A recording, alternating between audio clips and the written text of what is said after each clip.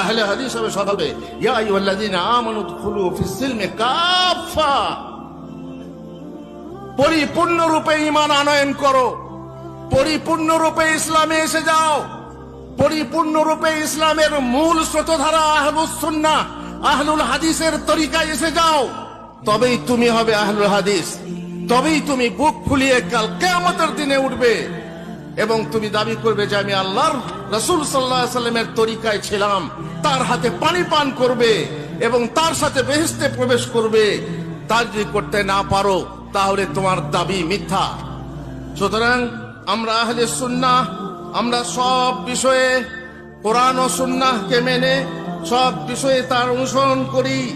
আমরা হাদিস সহিহ হাদিসের সব সময় সহিহ হাদিসের পক্ষপাতিত্ব করি। আমরা কোন ইমাম, কোন ব্যক্তি, কোন কারো, কোন নেতা, কোন শেখ না